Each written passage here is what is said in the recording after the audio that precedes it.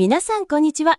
卓球の用具選びに全精力を注ぎ、給料の半分がラバーと遠征費に消えていく現役プレイヤーのみさきです。今日はね、もうタイトルからして禁断の聖域に踏み込むようなとんでもないテーマを持ってきました。ケンジさん、準備はいいですか？もちろんだよ。今日はハイフ海上名月という卓球界の誰もがひれ伏す絶対王者と、そこに真っ向から勝負を挑む工業用オイルスニソ 3GS の高度な技術比較だ。元となるレポート、メーカーやベテランプレイヤーが教えてくれない卓球の真実は、僕らプレイヤーが現場でなんとなく感じていた違和感や不都合な真実を科学と物理のメスで完全に解剖してくれている。補助剤、いわゆるブースターですよね。2008年にスピードグルーが禁止されてから15年以上。今やトップ選手の間では補助剤を塗っていないラバーは未完成品なんて言われるくらい不可欠な存在になりました。でもその実態は驚くほど不透明で、私たち一般プレイヤーは高いお金を払って中国から届いた怪しい液体を信じて塗るしかなかったのが現状なんです。まさに、特にハイフのブランド力は宗教的ですらある。中国ナショナルチームが公式採用しているという事実は、それだけで絶対的な正解だと誤認させてしまう。でも、その正解の裏側で、施工ね失敗して1枚1万円もするラバーを台無しにしたり、大事な試合でラバーが剥がれてパニックになったりしているプレイヤーが世界中にどれほどいることか。私もその被害者の一人です。ハイフを塗ると確かに弾むようになるんですけど、その後の接着剤がうまく塗れなくて、いつも泣きそうになりながら張り替え作業をしてるんです。今日はなぜそんな悲劇が起きるのか、それとその苦しみから解放される科学的な解決策があるのか、一文字も漏らさず、それこそ分子レベルで徹底的に解明していきましょう。表面的な弾む弾まないの感想レベルの議論は今日で卒業だ。今日は分子構造から最新の国際卓球連盟 ITTF の規定、さらには驚愕のコストパフォーマンス比較まで情報の濁流に飲み込まれるくらいの覚悟で聞いてほしい。それじゃあ卓球界の深淵へダイブしよう。本題に入る前に、まずは今回の調査レポートが私たちに突きつけた、この後の議論の柱となる衝撃の事実をエグゼクティブサマリーとしてまとめておきましょう。ケンジさん、ポイントを絞ってお願いします。了解。このレポートには、これまでの卓球界の常識を根底から覆す5つの大きな柱がある。まず1つ目、ブランドの幻想の崩壊だ。高価なナショナル版配布と安価な一般向けコマーシャル版。これらをテーブルテニスデイリーテクニカルフォーラムで公開された赤外分光分析にかけると、主成分の吸収波形がほぼ完全に一致した。僕たちが数倍の価格差を払っていた正体は、実は単なる黄色い染料とナショナルという安心感だった可能性が極めて高いということだ。すでにここだけで1時間語れそうなくらいショックです。2つ目は諸悪の根源、個性の正体の特定。ハイフ特有のあの言い回しいベタつきは、オイルを保持し打球感を調整するために意図的に混ぜられたゴム成分の残留物だ。これが現代の必須アイテムである水溶性接着剤を激しく弾き、施工精度を致命的に下げている犯人だと特定されたんだ。3つ目は奇跡の適合スニソ 3GS。本来は工業用の冷凍球であるこれが、実は卓球スポンジを膨らませるための指標アニリン点において74度という理想的な黄金率を持っていることがソンネボンの公式データシートから裏付けられた。冷蔵庫の油が卓球専用品よりも理にかなっているなんて誰が想像しましたか？ 4つ目は圧倒的な経済的勝利だ。ハイフナショナル版と比較してスニソ 3GS は単価で10分の1から最大で50分の1のコストで済む。これで浮いたお金をすべてラバー代に回したら、年間何枚の新品ラバーが買えるか計算するだけでも楽しいよ。そして最後5つ目は2025年新規定への戦略的対応だ。ITTF が導入するポストマッチコントロール、試合後の分解検査において残留物の多いハイフは厚み底辺 4.0 ミリ超過という失格リスクの温床になる。対してクリーンなスニソはルール適合という面でも圧倒的に有利なんだ。衝撃、また衝撃。これ最後に聞いたら明日からハイフを使えなくなるどころか、これまでの卓球人生を見直すことになりそうですね。それじゃあここからこの真実を一つずつ深掘りしていきましょう。それでは詳しく見ていきましょう。まずは補助剤市場の絶対君主、ハイフの実態についてです。ケンジさん、ハイフってそもそも何者なんですか？ハイフはかつての有機溶剤を主成分としたスピードグルーの時代から中国で絶大な影響力を持っていたブランドだ。もともとはハイフゴム接着剤などで有名だったが、2008年のグルー禁止以降、世界中のプレイヤーが途方に暮れる中、ブースター時代の先駆けとして海上名月シリーズをリリースし、一気に市場を独占したんだよ。海上名月。名前はすごく綺麗ですけど、やってることは過激ですよね。パンパンに張ったラバー、一度弾みを知っちゃうと、もう普通の状態には戻れないっていう魔力があります。そのブランドの作り方が実に巧妙なんだ。レポートでも指摘されているけれど、彼らは中国ナショナルチームが秘密入りに、あるいは公式に採用しているという情報を最大限に利用している。市販されているパッケージには、わざわざ国家隊仕様なんて書かれているものもあり、これにトップ選手と同じものを使いたいと願う世界中のプレイヤーが飛びつく。憧れちゃいますよね、国家隊。でも、その製品ラインナップがあまりに多すぎて、どれを選べばいいかわからないのも事実です。オレンジスポンジ用、ブルースポンジ用、最近では海上明月2とか、さらに粘度を高めたものもあって、もはやユーザーは迷宮入りですよ。そこがマーケティングの革新なんだ。種類が多いイコール専門性が高いと誤認させるテクニックだね。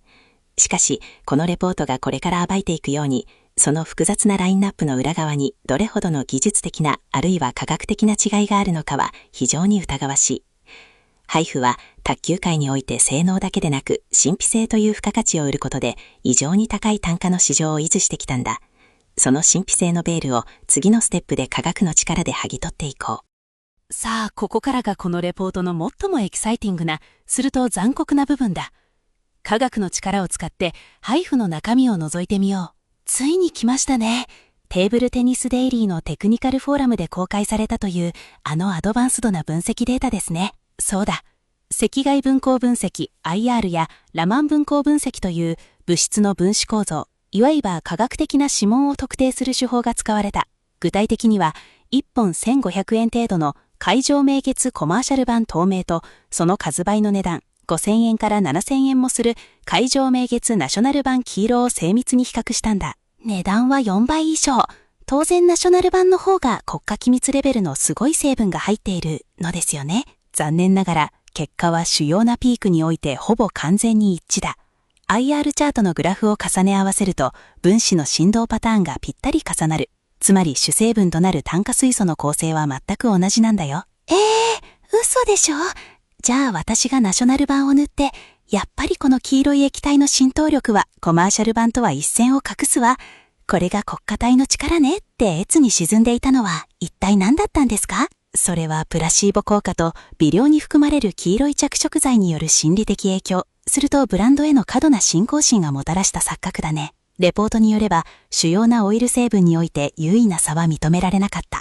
もちろん、精製度のわずかな違いや 1% 未満の隠し味的な添加剤がある可能性はゼロではないが、4倍の価格差を正当化できるほどの科学的根拠は見つからなかった。データという冷徹な現実なんですね。高価な黄色の魔法の正体が、実は安価なものと大差ないオイルだったなんて。感情ではなくデータで語るのがこのレポートの流儀だ。次は、ハイフの正体をさらに詳しく知るために、MSDS、つまり、安全データシートの記載事項を分子レベルで精査してみよう。MSDS。化学物質を扱うメーカーが、この液体はこういう成分でできていて、こういうリスクがありますよって公的に届け出ている、いわゆる液体の履歴書ですね。複数の分析データと MSDS を付き合わせると、ハイフ、海上明月の主成分は、炭素数が C15 から C17 程度の調査炭化水素、いわゆる重質鉱物油であることが分かった。具体的には、ペンタデカン C15H32 やヘプタデカン C17H36 を中心とした非常に分子量の大きい重いオイルだね。ペンタデカン、ヘプタデカン。なんだか強そうな名前ですけど、それって卓球のラバーにとってはどういう意味があるんですか？最大の特徴は圧倒的な低揮発性だ。蒸気圧が極めて低く、常温ではほとんど蒸発しない。これがハイフの持続性が高いという評判の源泉なんだよ。一度スポンジの複雑な多孔質構造に吸い込ませれば、オイル分子がいつまでもそこに留まって、ゴム分子の過強構造を押し広げ続ける。だから、1回塗れば2週間から、環境によっては1ヶ月以上もラバーの防潤状態、つまり反りを維持できるんだ。それだけ聞くと持続性抜群の夢のような補助剤に聞こえますけど、何か裏があるんですよね。蒸発しないというのは卓球用具管理においては深刻な副作用の裏返しなんだ。蒸発しないということは、ラバーのスポンジ表面からもいつまでも消えないということ。これがオイルそのものの特性に加えて、ハイフ独自の意図的な不純物と組み合わさることで、次に説明するのり性という施工。さあ、ここからが本番ですよ。全プレイヤーが共通して抱える終わらないベタつきとの戦い、個性。ケンジさん、塗った後にいつまでも表面がペタペタヌルヌルして指紋がべったりつく感じ。あれの正体は何なんですか？レポートはこの個性の正体をオイルそのものではなく、そこに意図的に混ぜられたポリマー成分、つまり天然ゴムや合成樹脂の残留物であるとカッパしている。ハイフの一部の技術資料やアリエクスプレスなどの販売ページに掲載されている成分表には、成分構成として 60% のゴム成分、ナバーコンテントという驚くべき記載があるケースも確認されているんだ。60% がゴム？補助性ってサラサラのオイルだと思ってました。開発の意図はこうだろう。かつてのスピードグルー、有機溶剤に天然ゴムを大量に溶かしたものが持っていた独特の打球感や接着層の厚みによるエネルギー効率をオイルという新しい溶媒で再現しようとした。しかし、重質オイルがスポンジの内部にゆっくり吸い込まれていった後、分子量の大きいゴム成分や樹脂だけがスポンジの穴に入りきれずに表面に濃縮されて取り残されるんだ。それがベタつきの正体。スポンジがオイルという栄養だけを吸収して表面にベタベタした食べかすを吐き出したような状態ですね。これって放置しておけばそのうち乾くものなんですか？いや、重質オイルのペンタデカンが蒸発しない限り、その上に乗っているゴム成分も半液状のままとどまり続ける。これがまさに残留物、レジリューだ。この薄く、しかし強固で粘着性のあるゴムの膜がスポンジの表面を覆ってしまうことが、現代の卓球ルール、特に水溶性接着剤との関係において、どれほど致命的なトラブルを引き起こすか、次のセクションでその施工現場の惨状をさらに詳しく掘り下げていこう。現代の卓球ルールでは、有機溶剤を含む接着剤は厳禁だ。だから僕らは、バタフライのフリーチャックや、ニッタクのファインジップのような水をベースにした水溶性接着剤 WBG を使うのが鉄則だよね。はい、それはもう義務ですからね。忠実に守ってます。でも、ハイフを塗った後のラバーにこれを使おうとすると、本当に地獄なんです。接着剤を塗っているのか、油を塗りたくったフライパンの上に水を垂らしているのかわからなくなります。それがレポートでも詳述されている撥水現象だ。ハイフが残したゴム膜は油分をたっぷり含いて、文字通り水を激しく弾く。水溶性接着剤をスポンジに広げようとしても、接着剤がまるで水銀の知的みたいにコロコロと丸まってしまって、均一な膜にならないんだ。そうなんです。ハケやスポンジで一生懸命伸ばしても、すぐに弾かれてスポンジの地肌がこんにちはしちゃう。向きになって何度も塗り直すと、今度は接着剤の層が異様に厚くなって全然乾かないし、最悪の場合はダマになって表面がボコボコになっちゃうんです。それが性能の不安定化に直結するんだよ。接着層が不均一になれば、当然多球間のムラになる。中心は弾むけど端っこは鈍い、なんていうラケットが出来上がってしまう。さらに、接着剤がスポンジの気孔、穴に直接入り込むことで生まれるアンカー効果をハイフのゴム膜が邪魔してしまうから、試合中の強打の衝撃でラバーがテロッと剥がれてしまうという致命的なアクシデントを引き起こすんだよ。試合の勝負どころでラバーが浮いてくる。想像しただけで震えます。私の施工ミスじゃなくて、ハイフの設計上のノリ性が現代の接着剤システムを拒絶していたんですね。ハイフってとにかく待つ時間が長いですよね。ショップの人にも一層塗ったら最低1日は放置してねなんて言われますし、SNS でもハイフは寝かせてなんぼみたいな風潮があります。レポートが引用している標準的なプロトコルを見るとさらに気が遠くなるよ。一層ごとに12時間から27時間の待機時間が推奨されている。もしナショナルチームの選手みたいに3層乗りをするなら、張り替え作業を始めてからラケットが完成するまでに最低でも3日から4日はかかる計算だ。4日？その間練習できないし、ラケットを放置しておく場所にも困ります。遠征の前日にラバーが破れたりしたらもう絶望じゃないですか。しかもその長い待機時間を焦って短縮し、まだ表面にノリ性が残っているうちに水溶性接着剤を塗ってしまうと本当の悲劇が起きる。残留した補助剤オイルと接着剤のラテックスが半乾きの状態で複雑に絡み合い、化学反応を起こして除去不能なドロドロのペースト状の層に変わってしまうんだ。それ、経験あります。次にラバーを張り替えようと思って剥がした時に、スポンジが接着剤に持っていかれて、ボロボロに引きちぎれちゃうんですよね。そう、スポンジティアリングだ。1枚1万円近い高級ラバーがたった1回の施工ミスでゴミに変わってしまう。ハイフを使うことは、高い製品代だけでなく、この膨大な時間コストとラバー破壊という金銭的リスクを常に背負い続けるということなんだ。僕らは今、その選択を迫られているんだよ。さあ、ここからが、この解説の、すると現代卓球チューニングの大逆転劇だ。ハイフの呪縛から僕らを解放し、科学的な最適解を提示する存在として、レポートが強力にプッシュしているのが、ベルギーやアメリカの工業規格品である、冷凍気油、スニソ 3GS だ。何度聞いてもその名前の響きには違和感しかありません。冷凍気油ですよ。冷蔵庫とかエアコンの心臓部、コンプレッサーを滑らかに動かすための機械の油を、どうしてラバーに塗ろうなんて思ったんですか？抵抗感があるのはわかる。ベースとなる生成テオセスが違うんだ。スニソ GS シリーズの手実を知れば、これほど卓球のスポンジ標準に適した液体はないと確信するはずだ。これは、米国、ソネボルンといった石油精製の世界的リーダーが開発した、極めて純度の高い特殊オイルなんだよ。工業用だからこそむしろ安全で信頼できるということですか？そう。冷凍サイクルという何年も時には何十年も密閉された過酷な環境で化学変化を起こさずに安定して働き続けなければならない。だから不純物やワックス、さらにハイフが抱えている余計なゴム成分やポリマーが極限まで分子レベルで排除されているんだ。余計なものが入っていない。ってことはケンジさん、ベタつきがないんですか？その通り。スニソ 3GS は 100% 純粋なオイルだ。スポンジに塗ると、オイル分子だけがスッと内部に吸い込まれていき、表面には何も残らない。つまり、のり性が物理的に存在し得ないんだよ。物理的に存在しない。その言葉最高にクールですね。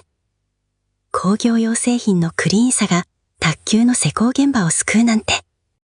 ここからが後半戦の本番だ。スニソ 3GS がもたらす残留物ゼロという特性がどれほど施工精度、すると接着力に革命を起こすかをもう少し物理学的に深掘りしよう。前半でも少し触れましたけど、やっぱりベタつかないっていうのは接着剤の塗りやすさに直結しますよね。でも性能面ではどうなんですか？非常に重要なポイントだ。卓球ラバーの接着の本質はスポンジの無数の小さな穴、つまり気孔の中に接着剤が入り込んで固まるアンカー効果にある。ハイフの場合、ベタベタしたゴム成分の膜がこの穴を蓋してしまうんだよ。これを専門用語で言うと、界面における機械的結合の阻害だ。なるほど、接着剤が穴に入って根っこを張ろうとしても、ハイフのカスが邪魔して入れないんだ。だから表面だけでくっついている状態になって剥がれやすくなるんですね。その通り。対してスニソ 3GS は純粋なオイルだからスポンジの繊維、フィブリルの中に完全に消える。気孔の入り口は開いたままなんだ。そこに水溶性接着剤を塗れば、接着剤は遮るものなく気孔の深くまで浸透し、がっちりと根を張るように固まる。これが強打の凄まじい衝撃や振動でもびくともしない、プロレベルの接着強度の正体なんだよ。ただ張ってあると根を張っているさ。これは打球の安定感、特に強打した時のラバーのズレがなくなることにも大きく響きそうですね。まさに、レポートでもスニソユーザーは強打した時の打球感がダイレクトになり、ラバーが板の上で滑るような感覚が一切なくなったと報告している。道具を 100% 信頼できるから、美咲ちゃんのような攻撃型プレイヤーはよりアグレッシブに迷いなく振り切れるようになるんだ。次に、スニソン 3GS の物理的な硬さ、すると同粘土について、流体力学の視点でもっと詳しく見てみよう。レポートが指摘する ISO VG32 という規格がなぜここまで卓球に適合したのか。粘土が30くらいでしたよね。これがちょうどいいって具体的になぜなんですか？サラサラすぎてもダメなんですか？良い質問だ。毛細管現象を思い出してほしい。細い管を液体がしょうごっていく現象だね。卓球スポンジの気孔はまさに極細の管の集まりだ。VG32 という粘土は、この毛細管現象を最大限に利用して、重力に逆らってスポンジの隅々までオイルを均一に広げるのに最適な流動性を持っているんだ。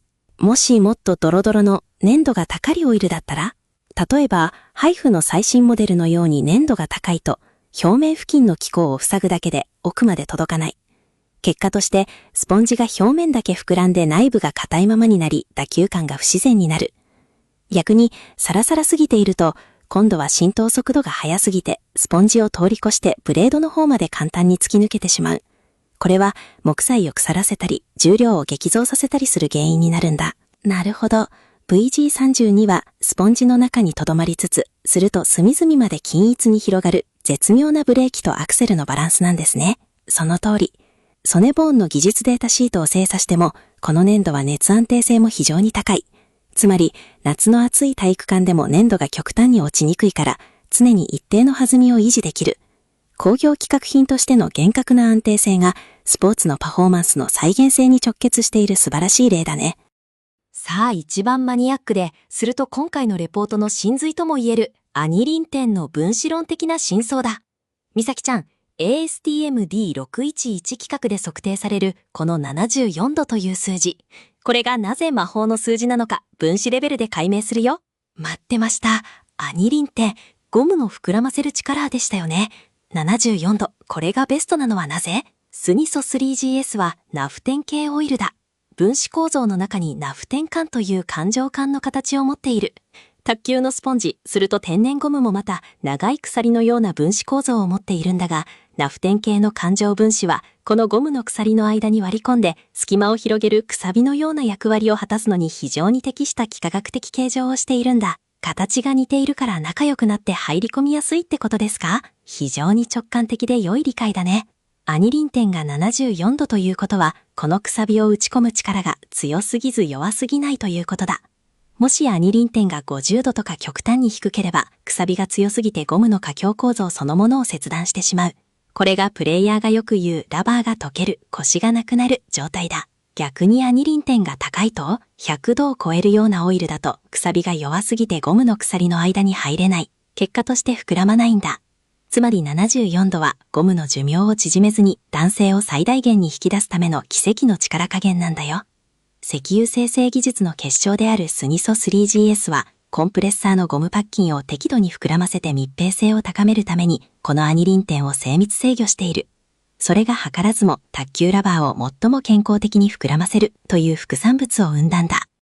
ここからさらに踏み込んでいきましょう。よくベビーオイル、ジョンソン&ジョンソンなどで代用している人がいますけど、レポートではそれが敗北だと断言されていますよね。その通り。まず分子構造が全く違うんだ。ベビーオイルはパラフィン系の直線的な分子差だ。アニリン点が100度を超えていて、防潤力が低いだけでなく、分子が重いんだよ。オイルを塗るとラバーが重くなるのは当たり前だと思ってましたけど。レポートの比較実験データを見てほしい。ナフテン系のスニソ 3GS で膨らませたラバーと、パラフィン系のベビーオイルで同じ反り、カールを作ったラバーでは、総重量に 5g から 8g もの差が出るんだ。8g。それってラケットの操作性が全く変わっちゃうじゃないですか。そう。パラフィン系はゴムの桜の中にうまく入り込めないから、気孔の中にただの液体として大量に停滞してしまう。これが物理学でいう非結合液体だ。打球の瞬間にこの液体がスポンジの中で激しく動くことでボールのエネルギーを吸収してしまうんだ。これをヒステリシスロスと呼ぶよ。音がボトッとする。弾みが鈍い気がするっていうのは、オイルが重りになって、すると衝撃を吸収しちゃってるからなんですね。まさに。スニソ 3GS は少量で効率よく分子レベルでゴムを広げるから、軽量さを維持したまま最大の反発力を生み出せる。ベビーオイルユーザーがなんだか打球感が重苦しいと感じるのは科学的な必然なんだ。私が一番怖いのは、1枚1万円もすれ特注の鏡標を貼った瞬間に表面がポコッと浮いてきちゃうパブリングです。ハイフを使っているとこれ本当によく起きるんですよね。それはハイフのノリ性成分が引き起こす局所的な応力集中が原因だ。ハイフを塗ると表面にムラのあるゴムのカスが残る。その上から接着剤を塗ると乾燥する過程でスポンジを引っ張る力が場所によってバラバラになるんだよ。接着剤の乾き方にムラができるってことですか？その通り。レポートの分析によれば、ハイフのカスがある場所は接着剤のアンカー効果が弱く、ない場所は強い。この強弱の境界線に打球の凄まじい先断力がかかると、そこからトップシートが剥がれてしまい、これがバブリングのメカニズムだ。スニソ 3GS ならそのリスクを回避できるのはなぜですか？スニソ 3GS は 100% 純粋なオイルであり、すると ISO-VG32 の粘度によってスポンジ全体に驚くほど均一に広がるからだ。残留物がないから接着剤も全域で同じ厚さ、同じ強度で乾き、スポンジを均等に支える。レポートにある寿命が伸びたという証言は、用具にかかる物理的な負荷を完全に均等化した結果なんだよ。さあ、競技者にとって最も深刻なルールの話だ。2025年度から世界中で導入が加速する ITTF テクニカルリーフレット T4 の内容を詳細に分析してみよう。4.0 ミリ圧制限、これそんなにシビアなんですか？今はもうデジタルマイクロメータルの時代だ。しかも審判団は VOC を嗅ぎ分ける電子バナを導入し始めている。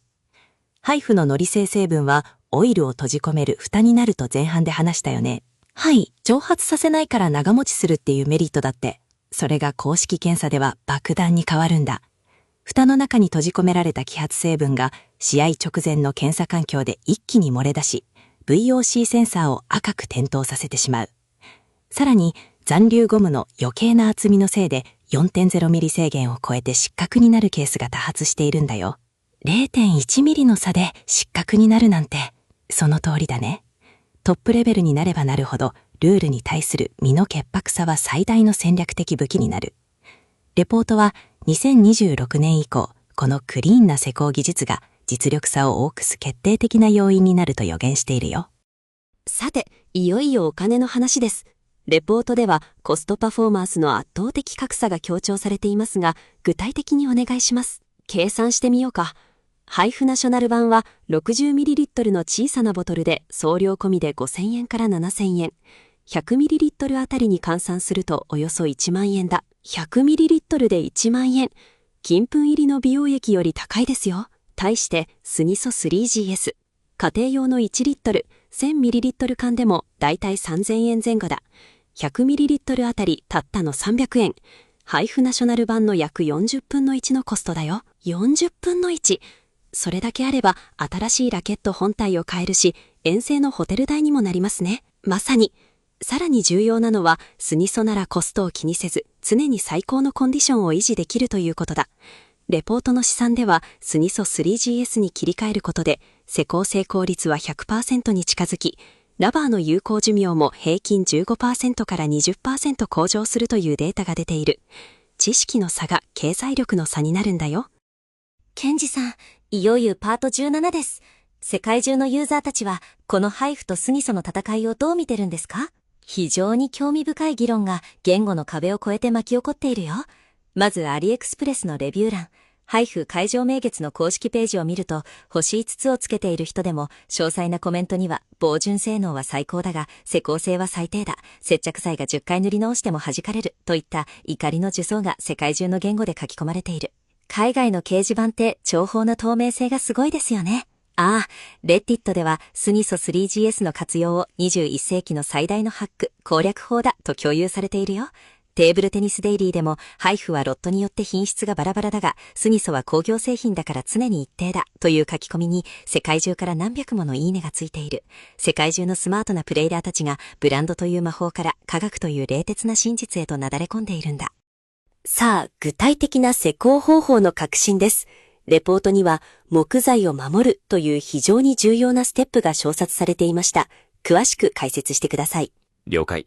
スニソ 3GS は純粋なオイルであり、その浸透力は非常に鋭い。これを無対策でスポンジに塗ると、オイル分子の一部が板の木材繊維にまで達して、板の反発特性が変わってしまうし、剥がすときに板がささくれるリスクがあるんだ。どうすれば防げるんですか？そこで登場するのが木材シーリング、防油処理だ。レポートが強く推奨しているのは、水溶性のポリウレタンシーラントを板の表面に極薄く1層から2層塗ること。シーラントが乾燥すると、スニソのオイル分子が木材内部に侵入するのを完全にシャットアウトしてくれるんだ。スニソは1層塗って3から4時間放置。これを2から3回繰り返す。残留物がないから表面がサラサラになったらすぐに接着できる。ハイフなら丸1日待つところを、スニソなら数時間で確実な次のステップに進める。この時間的余裕も多忙な競技者にとってはメリットなんだ。さあ、この長い議論も終盤だ。僕らが今手にしているこの情報は、これからの卓球界でどんな意味を持つと思う？今までは、すごい人だけが知っている魔法の液体だったのが、誰でも手にできる工業的な知識になったってことですよね。その通り。これをレポートでは、チューニングの民主化と呼んでいる。これまでは、巨大組織が独占していた用具を科学的に操るノウハウが、スニソのような普遍的な工業製品という形で僕らの手元に届いたんだ。私たちが中国のトップ選手と同じスタートラインに立てるってことですか？少なくとも用具のチューニングという分野に関してはその通りだね。これからはブランド振興に惑わされず、データシートや企画を自ら読み解ける知的なプレイヤーが戦略的な優位性を握ることになるだろう。レポートはこの科学的な目覚めこそが卓球界を技術と知性の融合したスポーツへと押し上げると確信しているよ。いやー、ケンジさん、本当にありがとうございました。最初は工業用の油なんてって半信半疑でしたけど、全20パート、聞き終わる頃には私のラケットがこれまで以上にキラキラ輝いて見えます。それはよかった。自分の道具を分子レベル、物理レベルでのパートナーとして理解することは、自分のプレイスタイルに対する絶対的な自信へと直結するんだ。スニソ 3GS という世界基準の工業規格品が提供するスマートでクリーンな、そして圧倒的に経済的な解決策。ハイフのベタベタに悩んで泣きそうになりながらラバーをこすっていたあの日々が遠い昔のことみたいです。その迷いのなさこそが最高のブースターなんだよ。科学的な裏付けがあるという事実は、接戦のデュースの場面で君の腕を迷いなく最速で振り切らせてくれるはずだ。はい。明日からはスニソと一緒に世界で一番精密なラケットで全国の舞台で暴れ回ってきます。ケンジさん、最高の解説をありがとうございました。また勝利の報告を聞けるのを楽しみにしているよ。全20パート、最後までお聞きいただき本当にありがとうございました。さようなら。バイバイ。